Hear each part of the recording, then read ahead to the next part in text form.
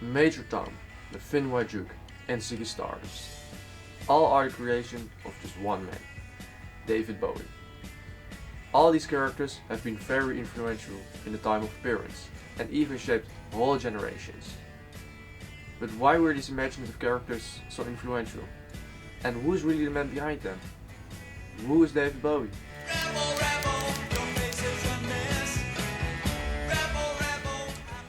David Robert Jones was born on 8 January 1947 in Brixton. He mentioned in interviews he always felt different at the time compared to other people. That could be explained by the many health problems running in his family, like schizophrenia. Some family members even committed suicide by this mental health problem. At the first year of David Bowie's musical career, his older brother and big role model was diagnosed with schizophrenia. This heavily influenced David Bowie's third album, The Man Who Sold the World. With this past and the struggle with isolation and depression, David Bowie's first on-stage character was born, Major Tom. This is ground control to Major Tom. You've really made the grade. Major Tom is a fictive astronaut, created by David Bowie in his first big hit song called A Space Oddity. The song based on Stanley Kubrick's 2001 A Space Oddity, Major Tom leaves Earth in his spaceships on a dangerous mission. But after a million miles, he gets tragically stranded in a spaceship all by himself. If you ignore the space part, it's a very relatable story about facing fear and confronting loneliness. There are a lot of parallels with David Bowie's own life, like his struggle with isolation and his not so great musical career at that point. Luckily for him, Space Oddity was a big hit, and the song is still being paid homage to today.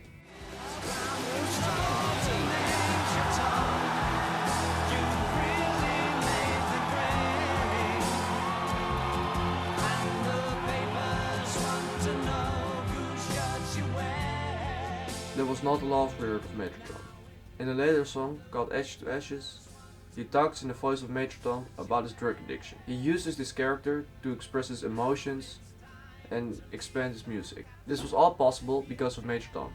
But later in life, David Bowie took on the role of an other character, a far more peculiar and recognizable character. This character was of course the Ziggy Stardust.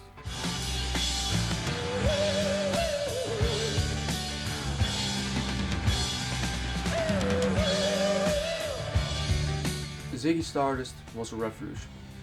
There were almost no other contemporary artist that uses fictional characters on stage to perform their music and convey their messages. Just take a look at the differences. A lot of people were shocked by the thin, colorful alien that was walking the stage. And when David Bowie announced he was gay in the 70s, when it was still considered a shame, he was just far ahead of his time. The story of Ziggy Stardust was an interesting one. Ziggy Stardust is a half-human, half-alien rock star who tries to save the Earth by spreading love and peace to his fans.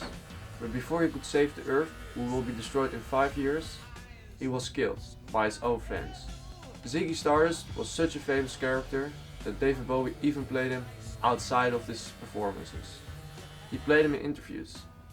But when David Bowie got trouble to distinguish himself from Ziggy Stardust and even thought he was getting a psychosis, which was probably caused by his enormous cocaine usage, he abruptly killed Ziggy Stardust in what was called his last show, followed by rock and roll suicide. Oh no, love, you're not alone. You're watching yourself, but you're so unfair.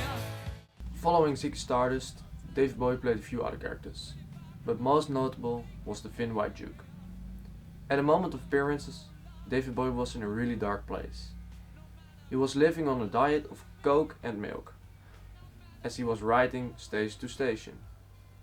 At the same time, he was getting more and more obsessed with fascism.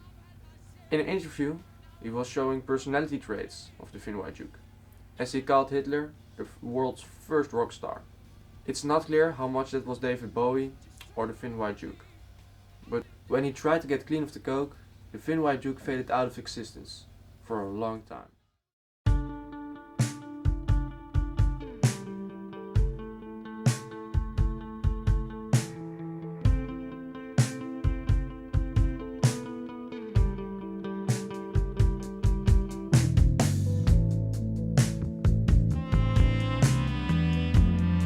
David Bowie's last album, Black Star, but specifically the song Lazarus, is one of the most noteworthy moments in music history.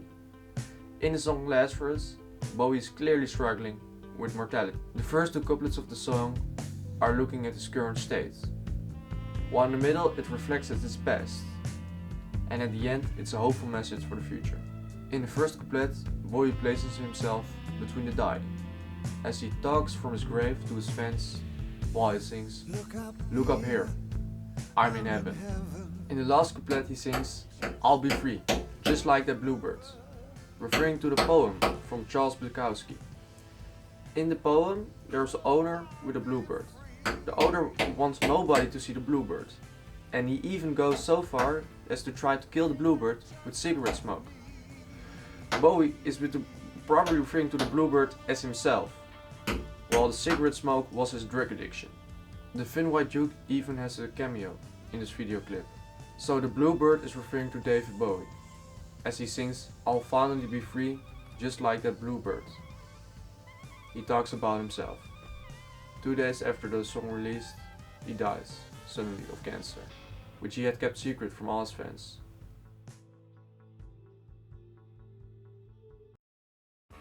Many artists, like Elton John and Lady Gaga, but even Kurt Cobain, stated that they took inspiration from David Bowie. But he inspired even more. He inspired whole generations, and his legacy will do that for just a long time. Thank you for watching my video essay. Forever and ever, oh, we can be heroes just for one day.